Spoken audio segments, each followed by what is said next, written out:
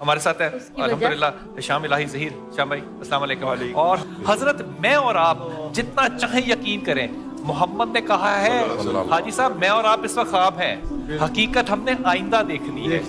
وہ جو حقیقت ہے وہ تو اللہ نے دکھانی ہے ہمیں. اس لیے میں اس میں سے کہتا ہوں کہ عذاب کا لفظ جو ہے نا یہ اضافی ہے، یہ اضافی ہے. حضرت کا قبر میں حافظ صاحب کیا معاملات ہونے ہیں؟ بسم اللہ الرحمن الرحیم. سب سے پہلی بات تو میں ضرور کہنا چاہتا ہوں ماشاءاللہ اس طرح کے موضوع کا انتخاب کرنا اور اس کو چلانا یہ آپ ہی کی ہمت ہے. ویسے قرآن پاک کے اندر اگر ہم جائزہ لینا تو کم از کم میرے خیال میں 5 سے 6 پارے ڈرانے کے حوالے سے ضرور موجود ہیں. تو یہ موضوع بہت زبردست ہے. نبی کریم صلی اللہ علیہ وسلم صرف بشیر نہیں ہے، نذیر بھی ہیں. یعنی اصل بات یہ ہے لوگ اس پہلو کو بالکل ہی محو کر دیتے ہیں. ڈرانے کی بات بھی ہونی چاہیے. میں اس سے تھوڑا سا پیچھے اس کا پس منظر پیش کرنا چاہتا ہوں.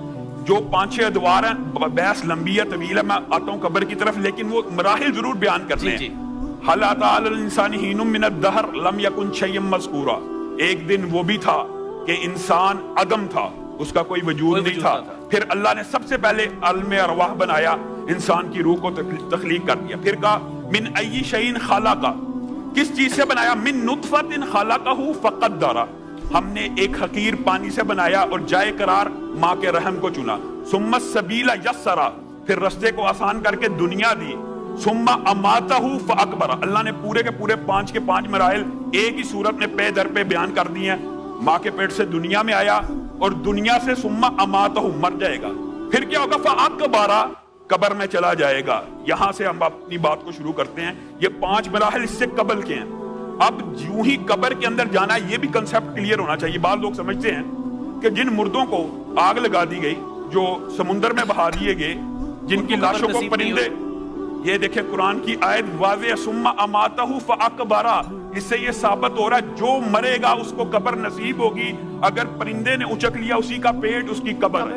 اور حدیث کتنی مشہور ہے کہ اگر حضرت یونس بھی لا الہ الا انت سبحانک انی کنت من الظالمین نہ کہتے للبث فی بطنہ، تو اس کے بطن میں رہتے الی یوم یبعثون، قیامت کے دن تک. تو ان کی قبر، اس کا مطلب ہے قبر ہر اس جگہ کو کہتے ہیں جہاں پہ مرنے کے بعد انسان کا جسم منتقل ہو جاتا ہے.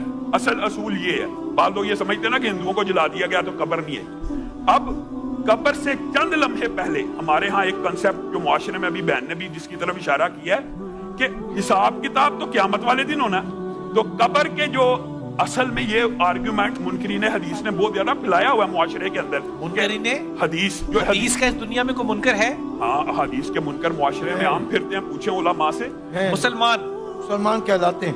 مسلمان کہلاتے ہیں. مسلمان حدیث کے منکر ہیں؟ جی جی جی ایسے لوگ ہیں. اب بتائیں تصدیق ہو گئی ہے منکرین حدیث کا. یہ بہت بڑا اللہ انہیں ہدایت دے. بلال بھائی ان کا یہ وہ کہتے ہیں جی قرآن سے دکھایا جائے، قرآن سے دکھایا جائے عذاب قبر. تو وہ کس کی زبان کا ہے؟ وہ بھی تو نبی کریم صلی اللہ علیہ وسلم پہ نازل ہوا ہے. لیکن بہرحال یہ ایک الگ بات ہے حجیت حدیث کے. نبی کریم صلی اللہ علیہ وسلم کو ایک قرآن کی مثل عطا کی گئی ہے، حکمت عطا کی گئی. اب بات یہ ہے قرآن پاک کے اندر قبر سے آپ کو برزخ کی زندگی، یعنی جو آپ نے بات کی ہے نا کہ اصل آنکھ تو اس وقت کھلنی ہے جس سے موت کی پہلی ہچکی آنی ہے. اصل حقیقت تو وہ ہے. آپ نے جو بات روایت پیش کی نا دنیا کی حقیقت خواب ہے، یہ قرآن پاک کی آیت کا ایک مفہوم بھی ہے کہ دنیا کی زندگی 1000 برس بھی جس نے گزاری، انسان جو دنیا میں سب سے طویل عمر کا ہوا کتنے سو سال کا ہے؟ 1500، بعض روایات میں 1600. اس سے جب کل قیامت کے دن پوچھا جائے گا کم لبستم، وہ کہے گا لبسنا یومن او بعد یوم، ایک دن یا ایک دن بھی نہیں. پھر کہے گا لم یلبسوا الا عشیۃ او ضحاھا، شاید عشاء کا ایک وقت تھا، شاید دوپہر کا ایک لمحہ تھا. تو اصل میں جب آنکھ کھلنی ہے اسی کے ساتھ کے الفاظ قرآن پاک میں 2-3 مقامات پہ ہے. میں آپ کی توجہ اس طرف کراتا ہوں. دیکھیں النار یعرضون علیہا غدوا وعشیا، اللہ کہہ رہا ہے کہ فرعون کا لشکر جو دنیا سے چلا گیا مر گیا، ان کے اوپر آگ پیش کی جاتی ہے صبح اور شام. یہ دیکھیں عالم برزخ کے عذاب کی اس سے بڑی دلیل کیا ہو سکتی ہے؟ برزخ کو بھی ذرا ایکسپلین کیجئے، برزخ کیا چیز ہے؟ ہاں، من ورائہم برزخ، قرآن پاک کے اندر اس کا بھی ذکر موجود ہے. جب بھی انسان کو موت آتی ہے اس کے بعد کی جتنی بھی زندگی ہے وہ برزخی ہے. موت کے بعد جس زندگی میں انسان قدم رکھتا ہے وہ برزخ کی زندگی ہے. اور جب دوبارہ اٹھایا جانا ہے اس کے اور موت کے درمیان ہی کی زندگی کو. اور یہ مقام کہاں پر ہے برزخ؟ کس جگہ پہ ہے؟ बरज़ख तो जिंदगी को कहते हैं ना, मुकाम तो इंसान का मुख्तलिफ वो वाक़यात तवील हैं, इल्लियीन में रूहें होती हैं, सिज्जीन में होती हैं। बाद लोगों को तो कब्र भी अल्लाह रब्बुल इज़्ज़त ने शुहदा का ये मुकाम रखा हुआ है कि उनको कब्र के फितने से अल्लाह ने महफूज कर देना, सीधे परिंदों के कालम में मुंतकिल अर्श के करीब जन्नत में दाखिल कर देना। कुरान पाक के अंदर और आयात है बरज़ख की जिंदगी की इब्तिदा के हवाले से चंद दलाइल देना चाहता हूँ। वलौ तरा इज़ि ज़ालिमूना फ़ी ग़मरातिल मौत, जब मौत की हिचकियां लग जाती हैं किसी बंदे को तो वो क्या देखते हैं? फरिश्ते हाथ फैलाए हुए हैं और हाथ खोले खड़े हैं।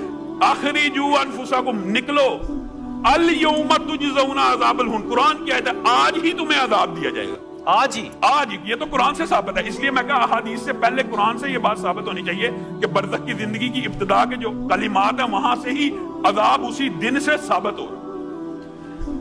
अब आगे आए कि कब्र की इब्तिदा कैसे होती है, वो अहादीस मशहूर है नबी करीम सल्लल्लाहु अलैहि वसल्लम। उससे भी कबल मैं 2-3 बातें कहना चाहता हूँ। हजरत उस्मान एक कब्र के ऊपर रो रहे हैं, बहुत रो रहे हैं, साथ गुलाम खड़ा है। कहा क्यों रो रहे हैं? कहा नबी करीम सल्लल्लाहु अलैहि वसल्लम ने फरमाया था कि कब्र आखिरत की मंजिलों में से पहली मंजिल है, जिसकी ये आसान हो गई आगे सारी आसानियां ही आसान।